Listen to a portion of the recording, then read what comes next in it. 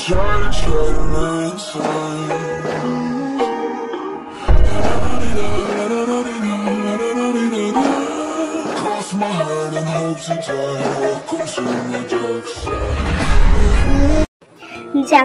নিজের দিকে তাকাতে দেখে তে বলে, কেমন আছো জাংকুক?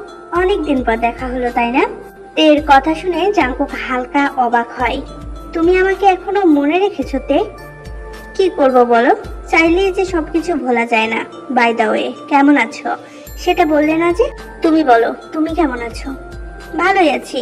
তা বলো, মনের মতো পেয়েছো কাউকে, নাকি আবার লিসাকেই বিয়ে করে নিয়েছো? জাংকুক তের দিকে অসহায়ভাবে তাকিয়ে বলে, কি করে আমি অন্য কাউকে বিয়ে করতাম বলো? কেন, আন্টি কি মানা করেছে নাকি? তের কথা শুনে জাংকুক হালকা হাসে। মামুনি থেকে সোজা আন্টি হয়ে গেল? এটা আমার প্রশ্নের উত্তর না জাংকুক। আই নো এটা তোমার কোশ্চেনের অ্যান্সার না, বাট আমার এটা জানার আছে। তুমি এত চেঞ্জ হয়ে গেলে কি করে? আগের তুমি এমন ছিলে না। সময় সময় সবাইকে সবকিছু শিখিয়ে দেয়। ওকে দেন, আমি এখন চলি। নিচে যেই হোক আমার জন্য অপেক্ষা করছে। Bye, take care. কথাটা বলেই তে সেখান থেকে যেতে নিলে জাংকুক ওর হাত ধরে তেকে আটকে নেয়। এখনো আমাকে ভালোবাসোতে? জাংকুকের প্রশ্ন শুনে থমকে দাঁড়ালো তে। জাংকুকের কথা শুনে বুকটা কেঁপে উঠেছে তার। সে যে এখনো তাকে পাগলের মতো ভালোবাসে।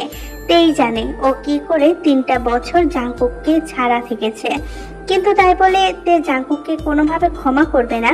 প্রত্যেকটা অপমান ছেড়ে চলে যাওয়ার সময় কোনো রকম ভাবভঙ্গি কিছুই ছিল না জাংকুকের মুখে।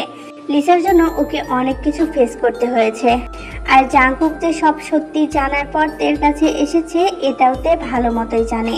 আর এই জিনিসটা ওর একদম পছন্দ না। আর যাই হোক, কারোর দয়া সে অ্যাকসেপ্ট করবে না। তাই নিজের ইমোশনকে কন্ট্রোল করে শান্ত গলায় বলে, না, ভালোবাসি না। যেদিন তুমি আমাকে ডিভোর্স দিয়েছিলে ওই দিনই আমি তোমাকে আমার মন থেকে চিরতরে মুছে ফেলেছি। এখন তুমি আমার কাছে অচেনা একজন ছাড়া কেউ না। Understand? Now leave my hand. কিন্তু তের কথায় জাংকুক কোনো রকম রিয়াকশন দিল না, আর না তের হাতটা ছাড়লো। তার পরিবর্তে আরো চেপে ধরলো।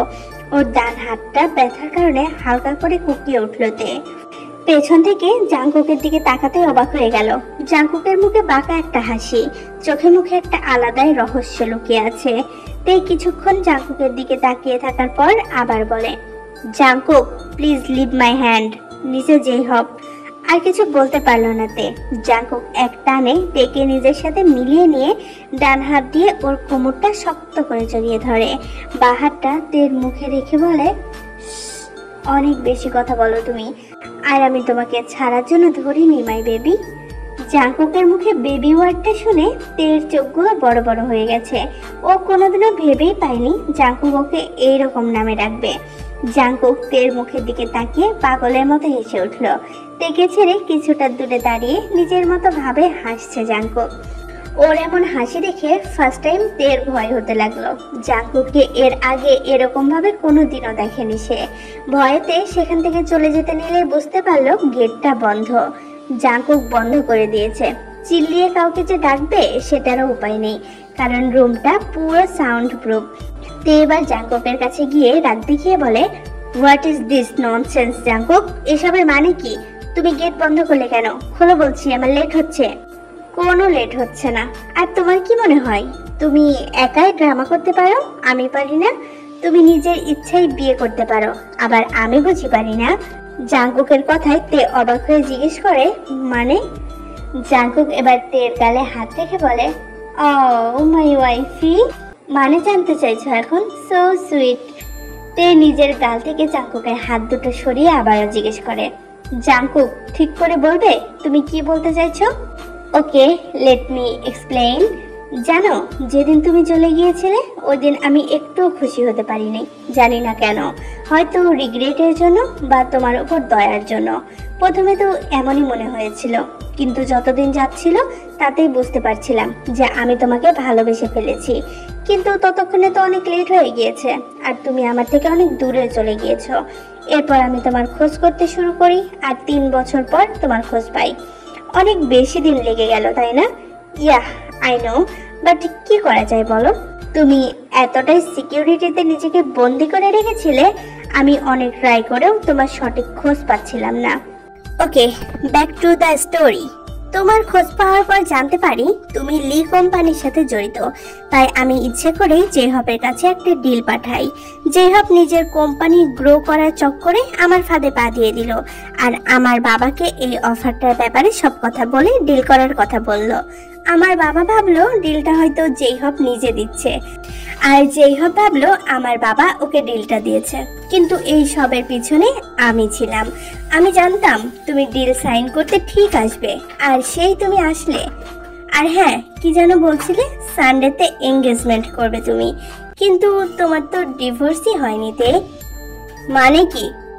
মানে মিস কিম তেহিয়ং, তুমি এখনো আমার কাছ থেকে রেহাই পাওনি। তুমি এখনো মিসেস জিয়ন জাংকুক আছো, আর এই বিয়ে তো আমি কিছুতেই হতে দিব না। কথাটা বলে জাংকুক তের কাছে গিয়ে ওর কানের কাছে নিজের মুখটা নিয়ে আস্তে করে বলে, ইউ নো হোয়াট, তুমি মাফিয়া কুইন হলে আমিও তোমার ওপরের একজন ডাক্তার। তোমার থেকে আমার বুদ্ধি অনেক বেশি প্রখর, আর আমি তোমায় চ্যালেঞ্জ করছি। আগামী 7 দিনের মধ্যে তোমাকে নিজের সাথে আবার ফেরত নিয়ে যাব। এবার এতে তোমার মর্জি থাকুক বা না থাকুক, আই ডোন্ট কেয়ার। কথাটা বলেই জাংকুক তের কানের লতিতে হালকা করে বাইট করলো। জাংকুকের এমন স্পর্শ পেয়ে তে কেঁপে উঠল। জাংকুকের কাছ থেকে নিজেকে ছাড়িয়ে কিছুটা দূরে দাঁড়াইতে জাংকুক এবার নিজের চেয়ারে গিয়ে বসে পড়ে। তারপরে হাতে পেনটা নিয়ে বলে, সো হট বেবি। জাংকুকের কথাই ওর দিকে তাকাইতে, কি? ওই দিন বারে, সত্যি বলছি, you are so hot baby kitten and I like your taste. ইচ্ছা করে আবারও একবার। স্টপ জাংকুক, কি সব উল্টাপাল্টা বেশরমের মতো কথা বলছো? মুখে লাগাম লাগাও। ওকে ঠিক আছে, আমার বউ বলেছে তো তার কথা তো আর ফেলতে পারি না, তাই চুপ করে যাচ্ছি। ডিসগাস্টিং। এবার কি গেটটা খোলার কষ্টটা করবে? গেটটা তো খোলাই আছে বেবি। জাংকুকের কথাই তে আর কিছু বলল না। জাংকুকের দিকে তাকিয়ে তারপর সেখান থেকে গেট খুলে বার হয়ে গেল। তে সেখান থেকে চলে যেতেই জাংকুক নিজের মনেই হেসে উঠল। অনেক হয়েছে হাইড অ্যান্ড সিক, এবার যা হবে সব সামনাসামনি হবে। একবার আমি ভুল করেছি, সেই ভুল আমি দ্বিতীয়বার করতে চাই না। তুমি শুধু আমার তে, সে তুমি হও না মাফিয়া, আই ডোন্ট কেয়ার। আমি শুধু তোমাকে ভালোবাসি, আর আমি শুধু এইটুকুই জানি তুমি শুধু আমার। আর নিজের জিনিস ঠিক কি করে আদায় করতে হয় সেটা ভালো মতোই জানি আমি। শুধু দেখতে থাকো মাই লাভ, আমি ঠিক কি কি করি। গাড়ির মধ্যে পাশাপাশি বসে আছে যেই হপাতে। তের মুখ রাগে লাল হয়ে আছে, চুপচাপ জানালার বাইরের দিকে মুখ করে বসে আছে। এদিকে যেই হপ্তের এই ব্যবহারের মানে কিছুই বুঝতে পারলো না। জাংকুকের অফিস থেকে বের হওয়ার পর থেকে তের মুড এইরকম হাইপার হয়ে আছে, কারণ জিজ্ঞেস করলেও কোনো রকম অ্যান্সার দিচ্ছে না ও। এর জন্য জেহাবের মুডও ভালো নেই। দুজনের মধ্যে কিছুক্ষণ নিশ্চুপতা চলে। তারপর জেহাব বলে, তে আমার ড্যাড তোমার সাথে একবার দেখা করতে চেয়েছে। বিজনেস সম্পর্কে তোমার সাথে কিছু কথা বলার আছে ড্যাডের। তে তুমি আর কতক্ষণ এভাবে চুপ করে বসে থাকবে? অ্যাটলিস্ট আমাকে বলবে তো কি হয়েছে। যখন থেকে মিস্টার জিওনের অফিস থেকে এসেছো আমি নোটিস করছি তোমার মুডটা অফ হয়ে গিয়েছে। এর পেছনে কারণটা কি আমি জানতে পারি? না, এটা আমার পার্সোনাল ম্যাটার জেহব, আর আমি এটা মোটেও পছন্দ করি না কেউ আমার পার্সোনাল লাইফ বা ম্যাটারে ইন্টারফেয়ার করুক। তাই তুমি যদি আর কোনো কোয়েশ্চেন না করো তাহলে আমি বেশি খুশি হব। Understand? Now go back to your work. তের কথাই জেহব মুখ ছোট করে নিজের জায়গাতে বসে পড়ে।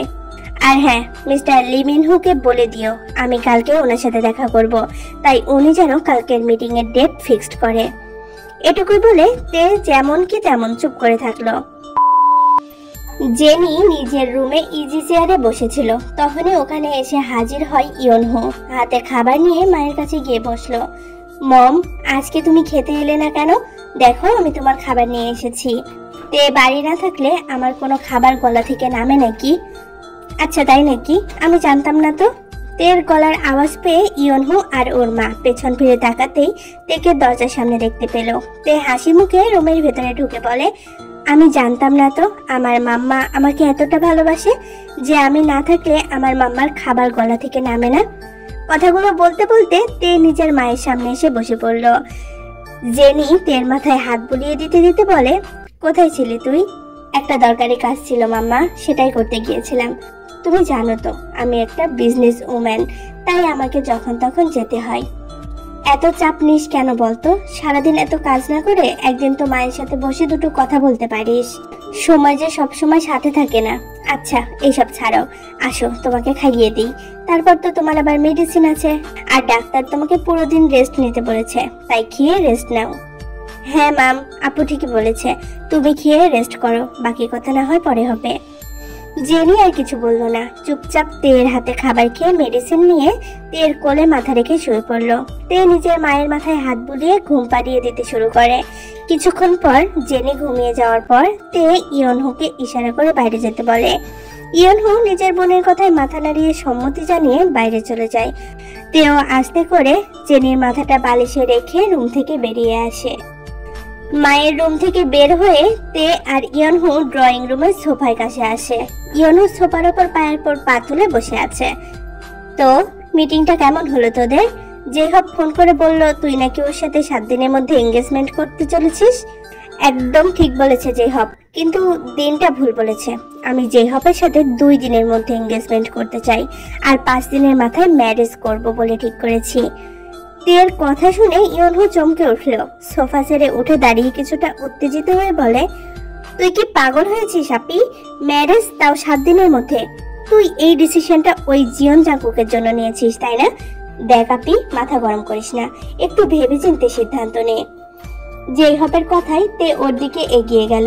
জেহবের ডান কাঁধের ওপর হাত রেখে বলে, আমি তাড়াহুড়ো করে কোনো ডিসিশন নিচ্ছি না ইয়নহু, আমি অনেক ভেবেচিন্তে এটা ঠিক করেছি। আর আমার তো জেহবকে কোনো দিক থেকে খারাপ মনে হয় না। মায়েরও ছেলেটাকে পছন্দ, আর আমি কতদিন একা থাকতে পারি বল? তোকেও তো বিয়ে দিতে হবে, তাই আমি এই বিয়েটা করব। কিন্তু আপি এটা তো... দেখ ইয়নহু, আমি আর এই বিষয়ে কোনো কথা বলতে চাইছি না। কাল আমার লিমিনহুর সাথে মিটিং আছে, ওখানে জেহবও থাকবে, তখন আমি এই কথাটা বলবো। এটাই আমার ফাইনাল কথা। ইয়নহুকে কিছু বলতে না দিয়েই তে নিজের রুমের দিকে চলে গেল। ইয়নহু অসহায় চোখে নিজের বোনের দিকে তাকিয়ে আছে। আজকে প্রথমবারের মতো তেকে একটু অস্থির মনে হলো তার। শান্ত মেয়েটা কেমন অশান্ত লাগছে। আজকে তের এই ডিসিশনটা অযৌক্তিক মনে হচ্ছে ইয়নহুর কাছে। আপনি তুই ভুল করছিস, এখন তুই রেগে আছিস তাই এমন করছিস। পরবর্তী সবাই তোর এই রাগ যেন তোর উপর ভারী না হয়ে পড়ে। জাঙ্কুক, তোমার কাজ কমপ্লিট হয়েছে? বিজনেসটা ফাইনাল হয়েছে তো? ইয়েস ড্যাড, হয়ে গিয়েছে। কাল বাদে পরের দিন থেকে কাজ শুরু হয়ে যাবে। এটা তো ভালো কথা। আচ্ছা শোনো, আমার কাজ এখানে শেষ হয়ে গিয়েছে, সো তুমি আজকে রাতে বা কালকের ফ্লাইটে আমেরিকাতে চলে আসতে পারো। আমি কালকের ফ্লাইটে হংকং এ গিয়ে ওই বিজনেসটা হ্যান্ডেল করে নিব। তুমি চাইলে নিজের পেশেন্টদের অ্যাটেন্ড করতে পারো। নামজনের কথাগুলো মন দিয়ে শুনলো জাঙ্কুক, কিন্তু তার অভিব্যক্তি একদম শান্ত। ভিডিও কলের ওপাশে থাকা নামজন ছেলের মুখ দেখে মন পড়ার চেষ্টা করছে। হঠাৎ করে জাঙ্কুক শব্দ করে হেসে উঠল। ছেলের এমন কাণ্ডে কিছুটা অবাক হলো নামজন। ছেলে কি পাগল হয়ে গেল নাকি? মাথায় সেই কথাটাই প্রথমে আসলো। জাঙ্কুক নিজের হাসি থামিয়ে বলে, oh my dad, you are so innocent. What do you mean? কিসব উল্টাপাল্টা কথা বলছো তুমি? নাথিং ড্যাড, শুধু এটুকু জেনে রাখো, আমি আর এখান থেকে কোথাও যাচ্ছি না, আর না তুমি এখানে আসছো। যতদিন না আমার কাজ শেষ হচ্ছে আমি এখান থেকে যাব না। এখন যখন এসেছি তখন সব হিসেব নিয়ে তারপরে বাড়ি ফিরবো। জাঙ্কুক, কি বলছোটা কি? একটু খুলে বলবে? এখন আর বলা বলি না, সোজা করে দেখানোর সময় ড্যাড। শোনো জাঙ্কুক, আমি তোমাকে আগে থেকে ওয়ার্নিং দিচ্ছি, ডোন্ট ক্রস ইওর লিমিট। আমি কোনো কমপ্লেইন চাই না কিন্তু। ড্যাড, সেটা তো আমাকে এখানে পাঠানোর আগে তোমাকে ভাবা উচিত ছিল। এখন যেটা আমার মন চাইবে আমি সেটাই করব, আর কেউ আমাকে আটকাতে পারবে না। কিন্তু জাঙ্কুক, নামজুন আর কিছু বলতে পারলো না। তার আগেই জাঙ্কুক কলটা ডিসকানেক্টেড করে দিয়েছে। তারপর চেয়ারে গা হেলান দিয়ে চোখ বন্ধ করে আস্তে আস্তে বলে উঠলো, সো নয়েজি পিপল। কিন্তু হঠাৎ করেই জাঙ্কুকের মুখে একটা চওড়া হাসি প্রকাশ পেল। চোখ বন্ধ অবস্থায় একটা লম্বা নিঃশ্বাস ত্যাগ করে বলে উঠলো, আর জাস্ট একদিন ডার্লিং, তারপর তুমি আমার কাছে, ঠিক আমার এই বুকের মাঝে আসবে, আর কেউ আমাকে আটকাতে পারবে না, কেউ না। পরের দিন সকালবেলা। এখন সকাল 9টা বাজতে চলেছে। তে নিজের রুমে রেডি হচ্ছে। আজকে তের মিটিং আছে লি মিনহোর সাথে। একই সাথে আজকে এঙ্গেজমেন্টের কথাটাও বলবে মেয়েটা।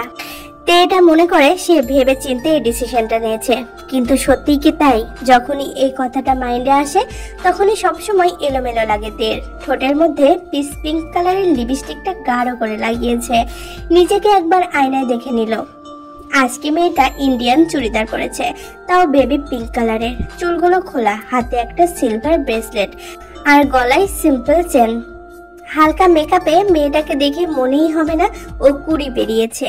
মুখে একটা জোরপূর্বক হাসি নিয়ে এসে ড্রেসিং টেবিলের উপরে রাখা নিজের ফোন, পার্স আর ফাইলগুলো হাতে তুলে নিল আর নিজের রুম থেকে বের হয়ে গেল। ডাইনিং টেবিলে বসে সকালে ব্রেকফাস্ট করছিল ইয়নহু আর তার মা। মেয়েকে নিচে আসতে দেখে তিনি একটু হাসলেন। আমার মামনিটা, এত সকালে রেডি হয়ে কোথায় যাচ্ছ? মিটিং আছে মাম্মা। ব্রেকফাস্টটা করে যাও। নো মাম্মা, আসলে আমরা মিটিং করতে করতে ব্রেকফাস্টটা করব বলে ঠিক করেছি। ওকে মাম্মা, আমার লেট হচ্ছে, এখন আসি। কথাটা বলে তে সেখান থেকে যেতে নিলেই জেনি আবার মেয়েকে ডাকলো। তে মায়ের দিকে প্রশ্নবোধক দৃষ্টিতে তাকিয়ে আছে। মিষ্টি একটা হাসি দিয়ে বলে, অনেকদিন পর ইন্ডিয়ান ড্রেসে দেখছি, অনেক সুন্দর লাগছে আমার মেয়েটাকে, একদম পরীর মতো। মায়ের কথায় তে একটু হাসলো। তারপর আস্তে করে মায়ের উদ্দেশ্যে থ্যাংক ইউ বলে সেখান থেকে বার হয়ে চলে গেল। দুজনের কথার মাঝখানে ইয়নহু শুধু চুপচাপ করে সবকিছু অবজার্ভ করছিল আর নিজের ব্রেকফাস্টটা করছিল।